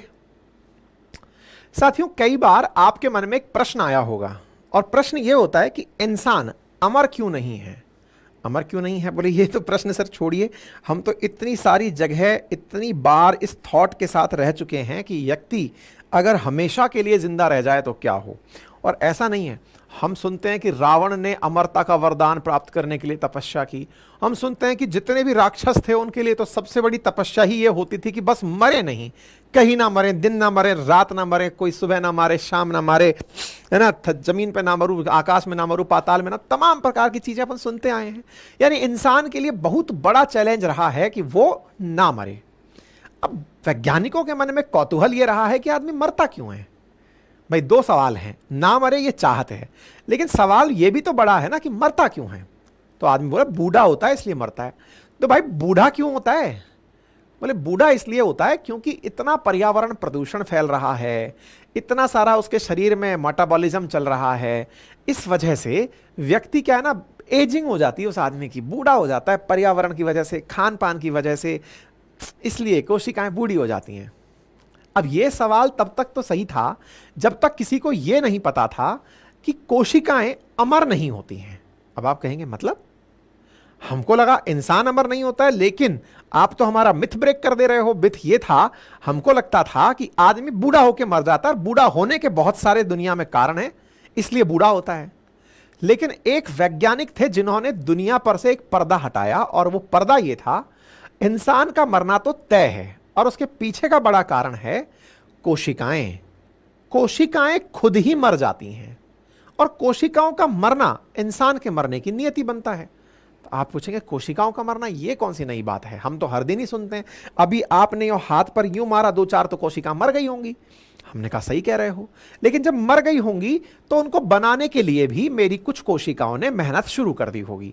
जिन कोशिकाओं ने मेहनत शुरू की होगी, जो मेरे शरीर की कोशिकाएं हैं, उन्हें कायिक सेल या सोमेटिक कोशिकाएं कहा जाता है, सोमेटिक सेल्स कहा जाता है। और सोमेटिक सेल्स सेल डिवीजन के द्वारा, यानी कोशिका विभाजन के द्वारा, अपनी ही जैसी फिर से नई कोशिका बना लेती हैं। तो जब कोशिकाएं खुद से, यानी कि सेल्स सेल डिवीजन के द्वारा खुद जैसी ही और सेल्स बना सकती हैं, तो फिर इंसान मरता क्यों है? सर कोशिकाएं बूढ़ी होती हैं, यह बात तो पता चल रही है आपके बताने से, लेकिन अब तक का नॉलेज तो यही कहता है कि कोशिकाएं विभाजन करती हैं, और विभाजन करती हैं, उनके पास में ऐसी पावर है, जैसे ही कुछ हुआ फिर से दो कोशिकाएं एक्टिवेट हो गई कि चलो भाई बनाते हैं अपन अब कोशिका। कोशिका बनाने का, निर्माण का कार्य चलता रहता है सर, और चलने में यही है, कुछ बनती हैं, कुछ टूटती हैं, मरती हैं, बनती हैं। लेकिन जब आपको यह पता चले कि ये जो विभाजन करके खुद से खुद को बनाने की जो नेचर है, इसकी भी एक लिमिट है। कितनी लिमिट है?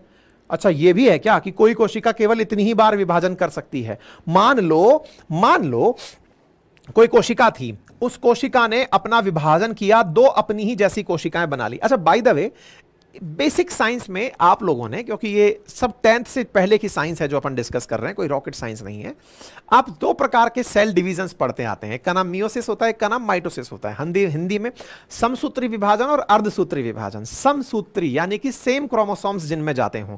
इंसान में अगर 46 गुणसूत्र हैं एक कोशिका में, तो विभाजन के बाद भी 46 गुणसूत्र यानी क्रोमोसोम्स दोनों तरफ पहुंच जाएं, इसको समसूत्री विभाजन कहते हैं। और दूसरा होता है अर्धसूत्री विभाजन, यानी कि एक कोशिका में 46 गुणसूत्र थे, लेकिन अगली बार में वो 23 ही पहुंचे, 23 ही पहुंचे, जिसे आप अर्धसूत्री विभाजन कहते हैं। ये बेसिक जानकारी है जो आप मियोसिस माइटोसिस के अंदर जानते हैं। ये वाली जो विशेषता है कोशिकाओं का गुणसूत्रों का आधा आधा बटना, ये केवल रिप्रोडक्टिव सेल्स में पाया जाता है, गैमेट्स के अंदर पाया जाता है, रिप्रोडक्टिव सेल्स में पाया जाता है, यानी कि जनन कोशिकाएं जिन्हें हम कहते हैं, उनके अंदर ये विशेषताएं पाई जाती हैं। वहीं दूसरी ओर जो शरीर की कोशिकाएं, जिन्हें हिंदी में कायिक सेल्स कहते हैं, कायिक कोशिकाएं कहते हैं, उनके अंदर तो समान सूत्री विभाजन पाया जाता है। एक जैसी कोशिकाएं बार बार बनती रहती हैं। ये बेसिक बात है जो संभवतः आप सबको पता होगी। और जब आपको यही बात पता है, तो आपको एक जानकारी और जो आज पता चलनी चाहिए, वो ये कि ये जो डिवीजन आपने देखा बराबर बनने का, फिर फर्दर ये डिवाइड होकर के फिर अपनी जैसी बना लिए, फिर फर्दर डिवाइड होकर फिर अपनी जैसी बना लिए, फिर फर्दर डिवाइड होकर फिर अपनी जैसी, फिर अपनी जैसी। बचपन में गुरुजी जब ये पढ़ाते थे तो वो इस लाइन को यूं ही खींचते खींचते ले जाते थे, फिर अपनी जैसी, फिर अपनी जैसी, फिर अपनी जैसी। हम सोचते थे हाँ हाँ हाँ इन्फिनिटी लगा दो, होता रहेगा। नहीं, ये इन्फिनिटी नहीं है, इसमें भी लिमिट लगती है। लिमिट? अरे सर बायोलॉजी चल रही थी, अब क्या आप फिर से इसमें मैथ घुसाने वाले हो क्या? मैं नहीं, हेफ्लिक्स घुसाते हैं। ये क्या कहानी है? कहानी नहीं, इंसान है। नाम है इनका हैफ्लिक्स। वर्तमान में आप नहीं बचे हैं। आज जानकारी इनके उस काम की जब इन्होंने यह बताया था दुनिया को कि इन कोशिकाओं का भी विभाजित होना एक लिमिट में होता है। कितने लिमिट में? बोले अधिकतम 60 तक कोशिका डिवाइड होती है। हैफ्लिक्स के लिए ताली हो जाए इस बात पर भाई साहब, जबरदस्त रिसर्च थी कि ये जो लाइन चली थी ना, लाइन चली भाई, लाइन चली, 100 से 90 छोड़ चली, ये जो हो रहा था हम सोच रहे थे ना जाने कब तक होता रहेगा, कब तक होता रहेगा। अरे बोले यार इन्फिनिटी टाइम्स तक होता रहेगा, नहीं, अधिकतम 60 बार तक। अच्छा, इसका मतलब 60 बार पूरे होते ही कोशिका कहती है कि सरेंडर। बोले हां। अच्छा सर एक बात बताओ, कैसे पता कि ये 60 बार पे ही जाकर रुक जाएगी? मैं कहा मुझे नहीं पता, हैफ्लिक्स को पता था। हैफ्लिक्स ने बकायदा रिसर्च करके यह पता लगाया था कि यह कारनामा कोशिकाओं के अंदर एक ऑटोमेटिक टाइम मशीन लगी होती है जिससे डिसाइड होता है। अब आपके दिमाग में एकदम हॉलीवुड की मूवी बनने लगेगी, टाइम मशीन, टिकलिंग शॉक चल रहा है, क्या हो रहा है? चल ये रहा है कि कोशिकाओं के भीतर जो क्रोमोसोम्स लगे हुए हैं ना, इन क्रोमोसोम्स के किनारों पर एक ऐसा पदार्थ लगा होता है, या कहिए कि क्रोमोसोम्स के कुछ किनारे ऐसी लिमिट लेकर पैदा हुए हैं जिन्हें हम टीलोमर्स कहते हैं। और वो लिमिट ऐसी है जैसे भगवान श्री कृष्ण ने शिशुपाल को, वो कौन था जिसका 100 गलती माफ करते हुए कहा था कि एक और अगर गलती कर दी तो तुझे मार दूंगा, शिशुपाल ही था। अगर मैं सही हूं तो मुझे कमेंट बॉक्स में बता देना, है ना? ऐसे ही क्रोमोसोम्स के किनारों पर टीलोमर्स लगे हुए हैं। जिस दिन टीलोमर खत्म हो गया क्रोमोसोम के किनारे से, समझो मरने की तारीख आ गई। यार ये तो टिकलिंग साउंड है भाई साहब।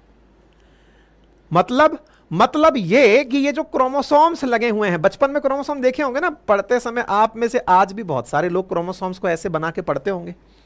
46 क्रोमोसोम्स होते हैं इंसान के अंदर, 44 एक जैसे होते हैं, 2 उनमें से XX या XY होते हैं जिनसे डिसाइड होता है कि हम कौन है। पढ़ा है ना? हाँ भाई, शिशुपाल ही था ना? ठीक है। अब सोचो ऐसे में इन क्रोमोसोम्स के किनारों पर, यहां पर टीलोमर्स लगे हुए हैं। किनारों पर एक ऐसी चीज बनी हुई है, क्रोमोसोम्स ने खुद ने बना रखी है, यानी कि वो ऑटोमेटिक मरने के लिए ही पैदा हुए हैं। उन्हें पता है, ये इनको सभी क्रोमोसोम्स से कहा गया है कि हां भाई बताओ मुझे कितना जीवन मिला। बोले बेटा जितने दिन में टीलोमर खत्म हो जाएगा। मतलब ये सभी ऑटोमेटिक बम बन के क्रोमोसोम्स आए यार। इंटरेस्टिंग बात देखो, जब इस व्यक्ति को यह पता चले कि मेरे क्रोमोसोम मरने ही हैं, और बोले कैसे मरेंगे? बोले जब जब डिवीजन होता जाता है, टीलोमर छोटा होता चला जाता है, लिमिट घटती चली जा रही है। भाई वीडियो गेम सा चल रहा है। जैसे वीडियो गेम में आपको कार भगाते समय कुछ पावर्स मिलती है ना, पावर मिली, एक बार टक्कर हुई थोड़ी पावर घट गई, फिर टक्कर हुई फिर थोड़ी और पावर घट गई, फिर टक्कर हुई फिर एक थोड़ी पावर घट गई। ऐसे ही सेल डिवीजन में टीलोमर एक पावर है। एक डिवीजन हुआ, टीलोमर घट गया, अगली बार जो क्रोमोसोम बन तो सेम गया, यानी कि हो तो समसूत्री विभाजन ही गया, अगली बार थोड़ा और घट गया, फिर और एक बार आ गया और थोड़ा घट गया, फिर एक बार आ गया फिर और घट गया। भाई 60 बार अधिकतम पकड़ता है। टीलोमर खत्म, कोशिकाएं सोने चली जाती हैं। मैं नहीं बोला, कौन बोला? हैफ्लिक बोला, जो खुद अब परमानेंट सो गए हैं। सुर्खी है, लियोनार्ड हैफ्लिक अब दुनिया में नहीं रहे, जिन्होंने दुनिया को हैफ्लिक लिमिट बताई, जिन्होंने यह बताया कि कोशिकाएं मरती क्यों हैं। आप खुद 98 ईयर की एज में अंतिम सांस लिए। दुनिया में चर्चा इनके काम की फिर होने लगी, क्योंकि ये बड़े लोग, या फिर कहिए कि जिन्होंने समाज के लिए कुछ किया, जिन्होंने रिसर्च की, वो मरने के बाद भी यूं ही तो अमर रहते हैं। व्यक्ति चला जाता है, काम याद रह जाता है। ये वो लोग हैं जिनके विचार, जिनकी रिसर्च आज भी लोगों के लिए बहुत बड़े जवाब बनकर बैठी हैं। हैफ्लिक के द्वारा जानकारी जो कोशिका विभाजन की दी गई थी, वो विभाजन की जानकारी आपके दिमाग में अनंत प्रश्नों को जवाब देती है कि क्रोमोसोम्स के अंत में जो टीलोमर्स हैं, वो कोशिका विभाजन के बाद में, कोशिका विभाजन 2 प्रकार का, समसूत्री और अर्धसूत्री, माइटोसिस एंड मियोसिस। समसूत्री प्रकार के अंदर कोशिक माता पिता कोशिकाएं जो है मतलब कोशिकाएं जो हैं वो बराबर प्रकार से बढ़ती हैं समसूत्री के अंदर, और अर्धसूत्री के अंदर आधा आधा बढ़ती हैं। बचपन में खूब पढ़ा है, पढ़ लेना इन सब चीजों को, ठीक है। कुल मिलाकर के बात यह है, कहने का अर्थ इतना सा है कि अगर आपको हेफलिक लिमिट पता है तो इसका मतलब यह पता है कि क्रोमोसोम्स तो खत्म होंगे, टीलोमर्स जैसे ही खत्म, उनका लाइफ टाइम खत्म, कोशिकाएं मरना हो जाएंगी शुरू। अर्थात कोई भी कोशिका इमॉर्टल नहीं है, शाश्वत नहीं है। कोशिकाएं अनंत काल तक डिवाइड नहीं होंगी, नहीं होंगी तो एजिंग होकर रहेगी, बुढ़ापा आकर रहेगा। अब आप पूछेंगे इस बात से क्या फायदा होता है। देखिए हेफलिक ने बड़ा ही अच्छे से बताया कि देखिए शुरुआत में जो कोशिकाएं हैं ना, उनके साथ में असल में 3 तरह की फेजेस आती हैं। कोशिकाओं के अंदर क्या फेजेस आती हैं? पहली फेज आती है जब कोशिकाएं डिवाइड करती हैं naturally. The first is rapid phase, healthy कोशिकाएं। जब आप बचपन में हैं, इस उम्र में जब मैं हूं, कोशिकाओं को लगा कि हाँ भाई सर ने 8-10 कोशिकाएं मार दी, हाथ में मारते मारते चलो बना लो, तो खटाखट हो गया ये काम हेल्दी सेल डिवीजन था जो शुरुआत में होता है, अर्ली एजेस में होता है।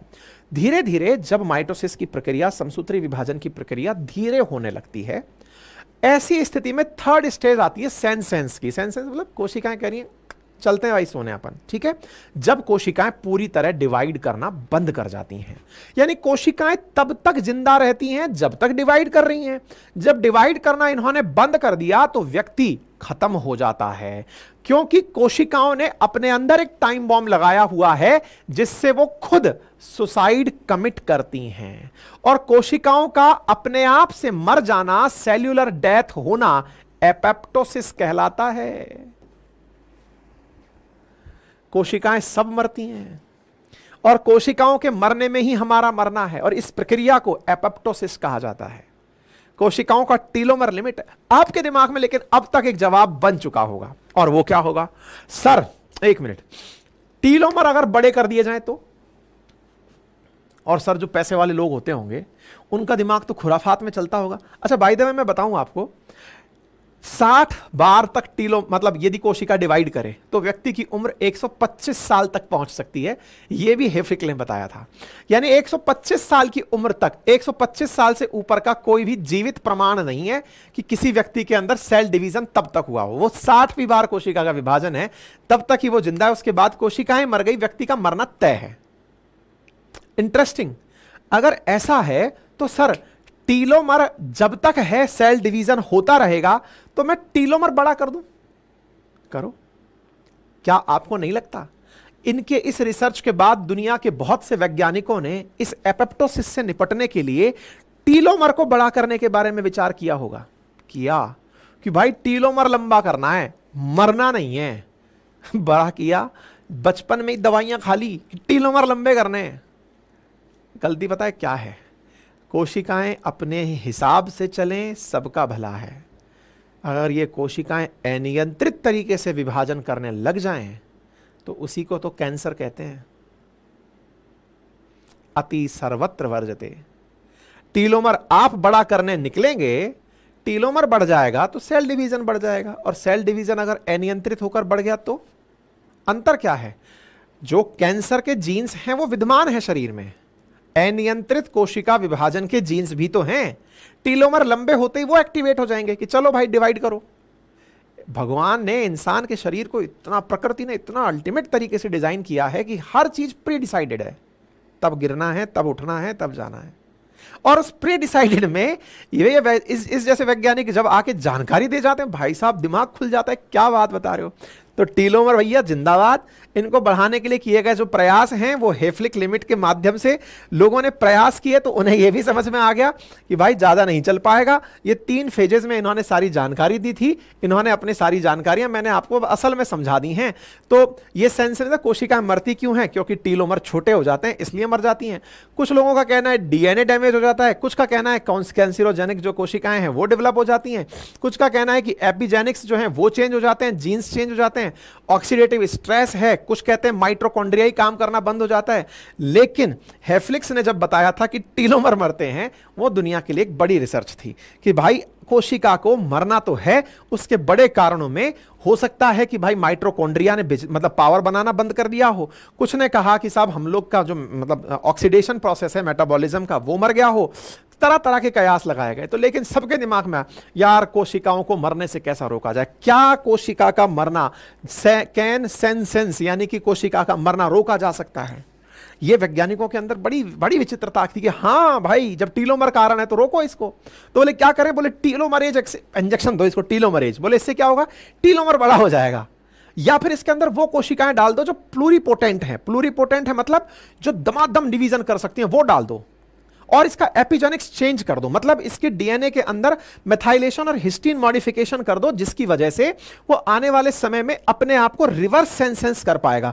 डीएनए बदल दो इसका कि अब इसको टीलोमर मारने ही नहीं देगा, इस तरह के काम कर दो। लेकिन कुल मिलाकर के इन सब से सबसे बड़ा डर जो निकला वो कैंसर का निकला कि आप कुछ भी कर लो, भविष्य में इनसे अत्यधिक अनियंत्रित अगर कोशिका विभाजन हुआ तो वो कैंसर का कारण बन सकता है। ठीक है, हालांकि वर्तमान में बहुत सारी बायोलॉजिकल तैयारियां ऐसी चल रही हैं जो प्रयास कर रही हैं कि कैसे हम टीलोमर को रोकें, कैसे हम डीएनए के खत्म होने को रोकें। लेकिन इन सब में कुल मिलाकर अर्थ केवल इतना ही निकलता है कि जीवन एक निश्चित अवधि के लिए है, जाना सबको है, अमरता का वरदान किसी को नहीं है।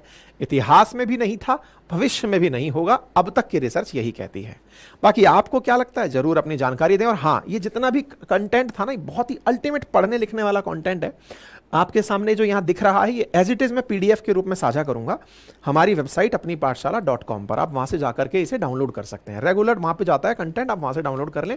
और अगर प्योर थ्योरी के रूप में कंटेंट पढ़ना चाहते हो, ये तो स्लाइड्स हैं, अगर आप थ्योरी पढ़ना चाहते हैं तो उसके लिए भी रेगुलर करंट अफेयर अपडेट हो रहा है वेबसाइट पर। आप नियमित एक रूटीन बना लें वेबसाइट पर विजिट करने का, और उसी वेबसाइट पर आप टेस्ट भी दे सकते हैं। आपके लिए वहां पर हमने बहुत ही नॉमिनल कीमत में बहुत सारे टेस्ट ओपन कर दिए हैं, आप जाकर के उनका लाभ ले सकते हैं, है ना। बाकी हमारे कोर्सेज डिटेल में हिस्ट्री, ज्योग्राफी, पॉलिट, इकोनॉमी अगर पढ़नी हो तो वो भी आपके लिए उपलब्ध है। ठीक है, क्लियर? कोई दिक्कत, कोई क्वेरी हो तो कमेंट बॉक्स में बताएं। फिलहाल के लिए इतना ही, अपना ख्याल रखें। ऑल द वेरी बेस्ट, फिर मुलाकात करते हैं।